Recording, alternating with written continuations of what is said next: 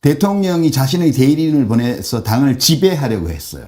이거는 공화정의 정신에 어긋나는 거죠. 이거는 법적으로는 따질 필요가 없고 그거는 저는 할 수 있는 일이라고 봐요. 대통령의 대리인을 밀어붙였지만 돌아온 건 46%의 거센 반격이었습니다. 지배와 자주의 충돌 속에서 당원들이 던진 무서운 경고, 공정성이 무너진 경선판에서 민심은 어떻게 움직였을까요?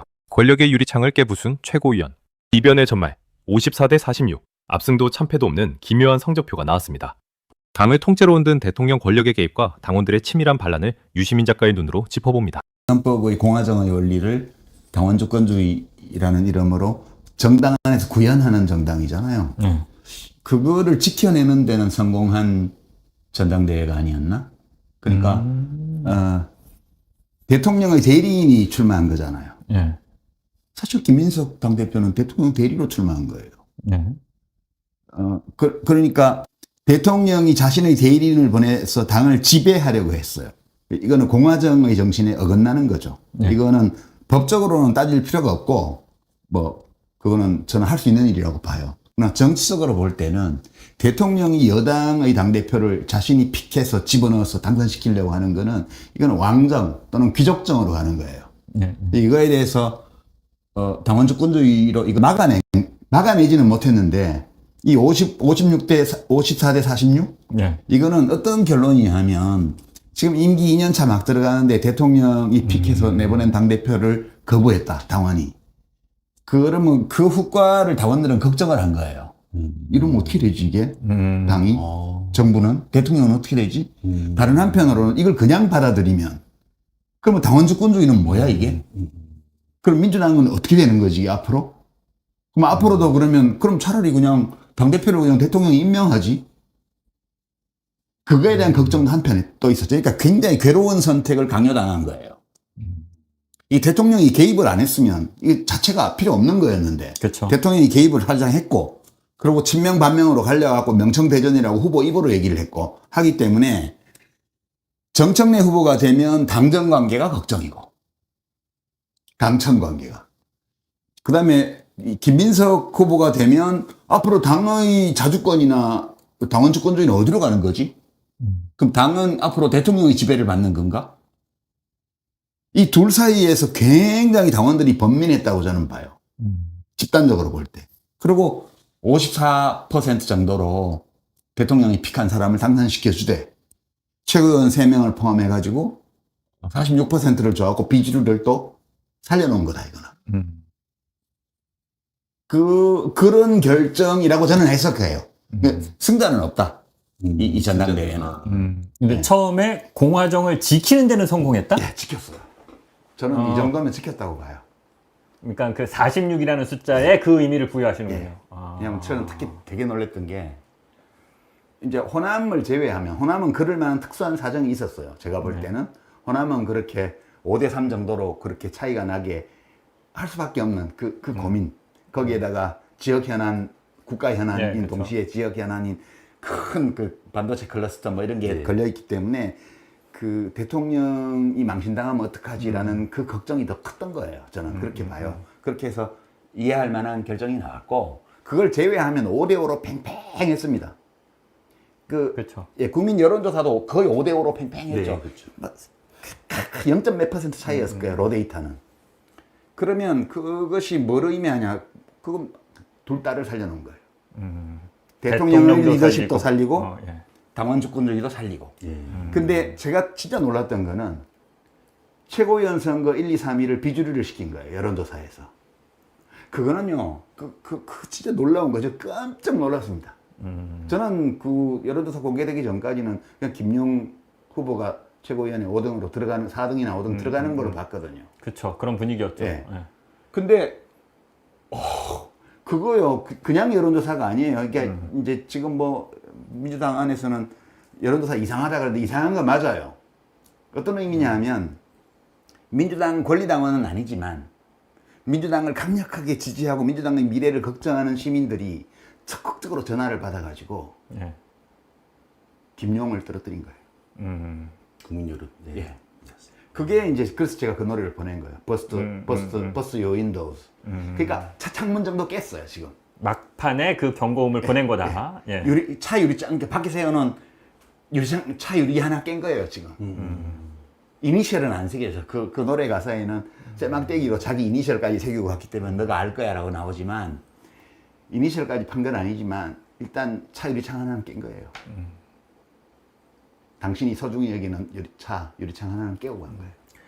저는 그러니까는 이번 전당대회를 어떻게 봤냐면 엄청난 지금 말씀해 주셨지만 불공정들이 있었단 말이에요. 네, 엄청 최고위원 불공정. 자격도 없는데 예외로 해주고 뭐 그런 선거투표제. 그러니까 그런 요걸 거. 보고 나서도 어찌됐건 그 친명이라고 하는 두 후보가 합쳐서 말씀하신 대로 한 55 정도의 득표를 가져가는 걸 보고 사실은 저는 좀 이렇게 실망한 케이스인데 유 작가님의 지금 해석을 보면 그 55라는 숫자 자체도 실망할 게 아니라 민주당원들이 나름대로 대통령을 이렇게 망가뜨릴 수가 없기 때문에 그렇죠. 절묘하게 그러니까 긍정적인 의미가 있다고 보시네요. 네. 저는 그걸 되게 부정적으로 봤는데. 그러니까 이제 그 제즈민 설리반의 노래는 완전히 끝나는 가사인데 이제 이거는 그건 아니에요. 네. 완전히 끝난 건 아니고 차 유리창 하나 깬 거예요 지금. 김용을 떨어뜨린 거는. 이렇게 하진 말라. 이렇게까지 하는 거는 지나치다. 그러니까 이거를 대통령과 민주당 당대표는 좀 무섭게 생각해야 돼요. 저는 되게 이번 선거 결과 과정과 결과를 보면서 되게 섬찟했어요. 진짜 무섭구나 정치는. 그렇죠. 예, 저도 그걸 네. 느꼈습니다. 예. 아 무섭다. 이 지식 정보화 혁명이라는 게 여기까지 왔구나. 야 사람들이 적극적으로 전화를 받아가지고 전당대회 결과를 일부 바꾸는 수준까지 이렇게 왔구나. 좀 무서워요 저는 약간 이게. 저는 방금 잘못 저는 무섭다라는 거를 그러니까 그 의미로 예. 당원들이 굉장히 고도의 정치 행위를 하고 있다라는 걸 이 정도로까지 발전해서 당원이 권리 예. 당원이 아닌 시민들까지. 예, 예. 거기서 놀란 거고 저는 이제 아까 무섭다는 의미를 저는 어떻게 썼냐면 정치인들이 이렇게까지 하나? 무섭다. 저는 사실 이렇게 생각을 했었는데 그거는 이렇게까지 진짜 머리끄댕이 잡고 싸우나? 볼 걸 안 볼 걸 다 보여주면서 요 느낌이었는데 그거는 무서운 게 아니고 웃기는 거고요. 뭐 그렇게 볼 수도 있죠. 저는 이번 전당대회에서 공정하지 않았다 그런 얘기가 많이 돌잖아요. 그건 뭐 객관적인 팩트라고 네, 봐야죠. 어떤 부분에서 공정하다는 구체적으로 좀 몇 가지만 얘기해 주십시오. 그건 뭐 제가 굳이 얘기 안 해도 이미 다 예, 얘기 예, 나온 예. 거 아니에요? 그 뭐 사실에 관한 거, 뭐 선호투표제가 소수결로 결정되는 과정, 그다음 무자격자들이 출마를 허락받는 과정, 그다음에 대통령이 전당대회 시작 전부터 이미 자기가 어느 후보를 낙점했는지를 알리는 과정, 그죠? 그다음에 각종 그 당원 명부를 이용한 그런 불법 선거운동 혐의가 빚어진 많은 일들, 불공정 경선이죠. 근데 그런 불공정 경선 가운데에서도 비주류한테 46%를 줬다는 거는 어마어마한 겁니다. 이건 정말. 저는 깜짝 놀랐어요. 야, 민주당 내가 생각했던 것보다 훨씬 훌륭한 정당이네. 네. 제가 사실은 뒷부분에 신경안정제 역할을 좀 기대해도 될까요? 라고 했는데 그런 질문을 좀 아무튼 요거 비슷한 질문을 드려보려고 했는데 이미 아마 많은 시청자분들이 그런 위안을 얻지 않을까 생각이 됩니다. 이거는 약간 좀 후진 질문일 수도 있는데요, 작가님. 작가님은 요 전당대회를 어찌됐건 이렇게 지켜보셨잖아요.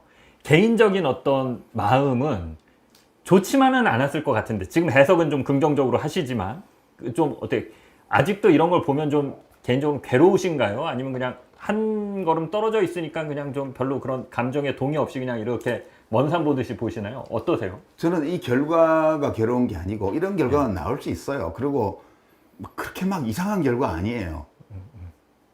대통령이 낙점해서 후보를 내보냈는데 이 정도는 해야죠. 근데 저는 사실 민주당 당원들이 어디까지 할까? 근데 정청래 후보가 되기는 어렵다고 봤어요. 그러나 당의 어떤 시스템과 정신과 민주주의의 기본 규칙과 당원 주권주의라는 그 원리 이런 것들을 지켜내는 선까지 할 수 있을까 없을까?